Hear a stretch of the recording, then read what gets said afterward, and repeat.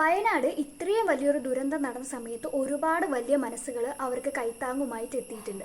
അപ്പം ആ ഒരു സമയത്ത് ഒരുപാട് കുഞ്ഞുമക്കൾക്ക് അവരുടെ അച്ഛനെയോ അമ്മയോ നഷ്ടപ്പെട്ടിട്ടുണ്ട്, അതും പാല് കുടിക്കുന്ന കുഞ്ഞുമക്കൾക്ക്. അപ്പം അവരെ കരുതിക്കൊണ്ട് ഒരുപാട് മുലയൂട്ടുന്ന അമ്മമാർ മുമ്പോട്ട് വന്നിട്ടുണ്ടായിരുന്നു.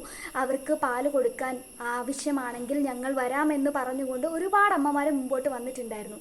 അത് ശരിക്കും അവരുടെ വലിയ മനസ്സ് തന്നെയാണെന്ന് പറയേണ്ടി വരും. കാരണം ഈ കുഞ്ഞു മക്കൾക്ക് ഈ ലോകത്ത് ഇപ്പം ആവശ്യവും ഈ അമ്മമാരുടെ തന്നെ സാമീപ്യം തന്നെയാണ്. അങ്ങനെ ഓരോരുത്തരും മുമ്പോട്ട് വരുമ്പോൾ അവരുടെ പോസ്റ്റിൻ്റെയും കമൻറ്റിൻ്റെയൊക്കെ അടിയിൽ വന്നിട്ട് ഇതുപോലുള്ള കുറേ നികൃഷ്ട ജീവികൾ എന്ന് തന്നെ പറയേണ്ടി വരും. നികൃഷ്ട ജീവികൾ ഇടുന്ന കമൻറ്റുകളാണിത്.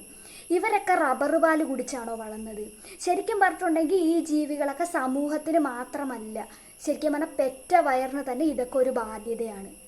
അല്ലെങ്കിൽ ഇങ്ങനെയൊക്കെ ചിന്തിക്കാൻ പറ്റുമോ? അത് ഈ ഒരു സാഹചര്യത്തിൽ ഒരു മനുഷ്യൻ ഇങ്ങനെ ചിന്തിക്കാൻ പറ്റുമോ? ഇങ്ങനെയൊക്കെ കമൻ്റ് ഇടുന്നത് കൊണ്ട് വലിയ മാസ്സാകുമെന്നാണോ വിചാരിക്കുന്നത്? അങ്ങനെ വിചാരിച്ചിട്ടാണോ കമൻ്റ് ഇടുന്നത്? ഒന്നുമില്ലെങ്കിലും സാഹചര്യം മനസ്സിലാക്കിയിട്ടുള്ള വകതിരിവെങ്കിലും കാണിക്കണ്ടേ? ഇപ്പം വന്നിരിക്കണം മലവെള്ളത്തെക്കാളും വലിയ വിപത്താണ് സമൂഹത്തിന് ഇതൊക്കെ